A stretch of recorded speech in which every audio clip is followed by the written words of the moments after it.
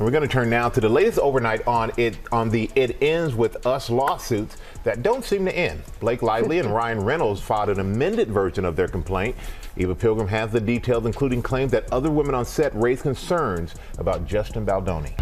A legal bombshell that is rocking Hollywood. Actress Blake Lively accusing Justin Baldoni. Blake Lively hit it with a lawsuit from Baldoni. And how's Justin feeling right now? What do you hope to accomplish together? How is he feeling?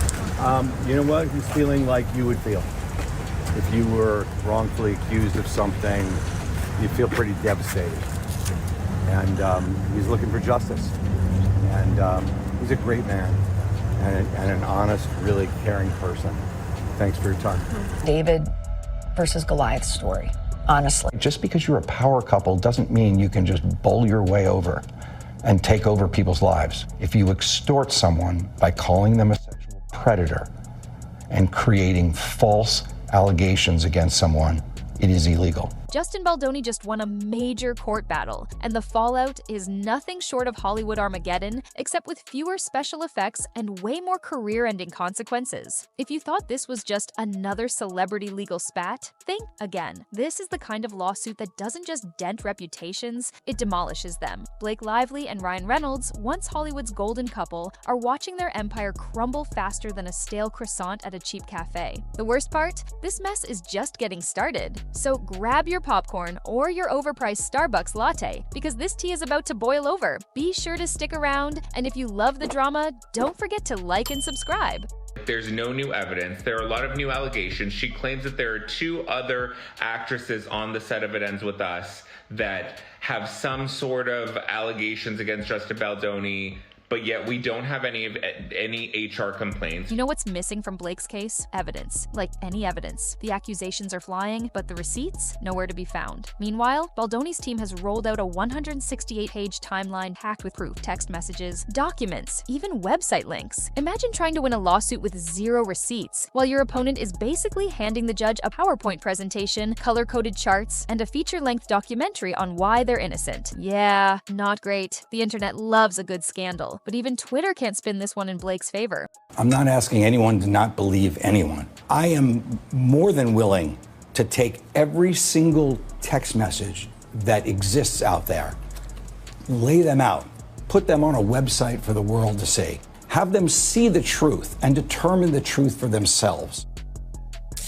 You see, whenever you got someone on one side of a lawsuit who is saying just publish everything and let the public decide, go with that person. This lawsuit isn't just an inconvenience, it's a financial bloodbath. Legal fees are soaring higher than Los Angeles rent, and Blake and Ryan's bank accounts are hemorrhaging money faster than a bad Vegas gambler. Even if they win, which, let's be real, isn't looking great, the cost alone might bankrupt them. Hollywood thrives on stability, and nothing scares off investors more than unpredictable drama. Once a sure bet for studios and brands, Lively and Reynolds are now looking. Like financial quicksand, one wrong step, and you're sunk. And speaking of sinking, their businesses aren't faring much better. Ryan Reynolds saying that the actor aggressively berated Baldoni during a meeting at their penthouse in New York, accusing him of fat-shaming Lively. Now, given the accusations, fans have been circulating this moment from Ryan's latest film, Deadpool and... It's not just Blake's career that's in danger. Ryan Reynolds is taking some serious hits too. His golden touch for business is looking a little rusty right now. Aviation Gin, Mint Mobile, Wrexham FC, all facing scrutiny. Even his beloved Deadpool franchise isn't safe.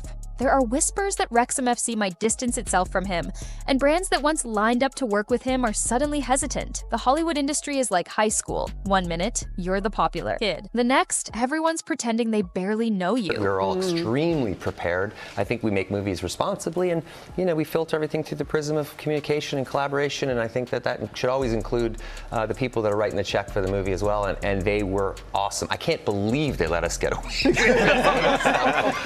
It is a little shocking, but yeah, it was amazing. And we can't believe... Where in God's name is the intimacy coordinator? Can the jokes seen in the $1.3 billion box office hit Deadpool and Wolverine be used against Blake and Ryan? Guilty on all charges, Your Honor. Baldoni's legal team thinks so, saying the character is a deliberate attempt to mock, harass, intimidate, and bully the star. Can we just be done? Ooh, we're just getting started. ET obtained the 5-page demand letter Justin's attorney sent to Marvel and Disney asking that they preserve all relevant documents relating to the development of the character.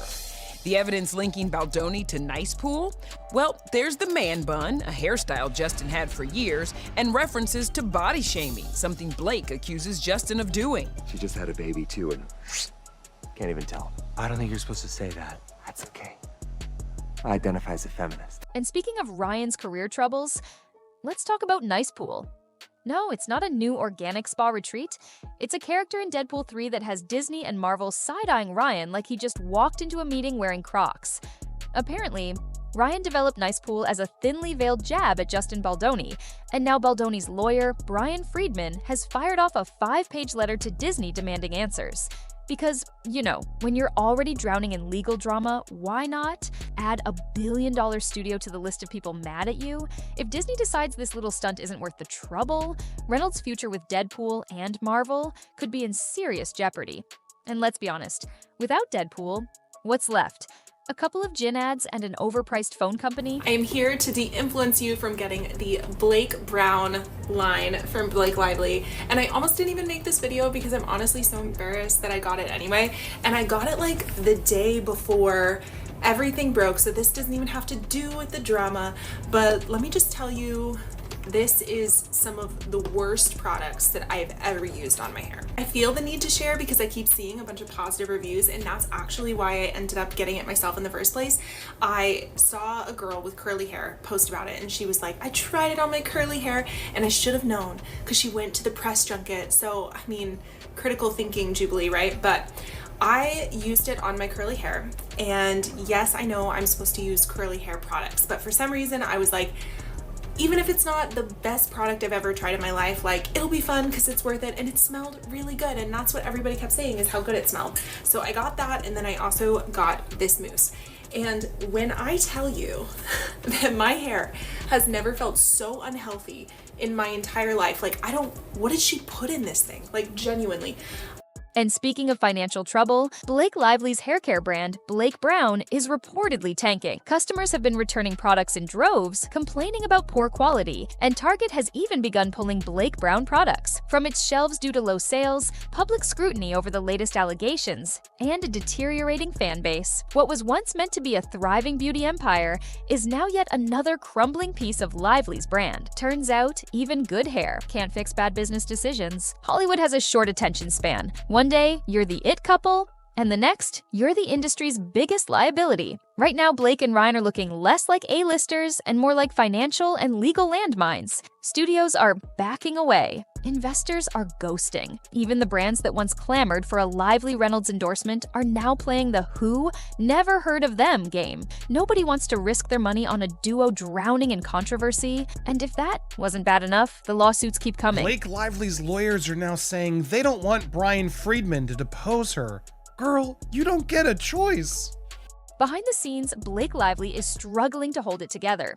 She claims in court that Baldoni's actions have traumatized her 4 children and turned her life upside down. Now, whether you believe her or not, one thing is clear. This case is taking a massive toll on her personal life. Rumors suggest that the stress is causing strain on her marriage. And behind the picture-perfect Instagram posts, things are looking rough. We all know Hollywood thrives on image. And right now, Lively's public perception is shifting faster than TikTok trends. If she can't turn things around, the damage to her personal and professional life might be permanent. Interviews about the movie, she's been acting very laissez-faire and not taking very seriously the fact that this is a movie about domestic violence.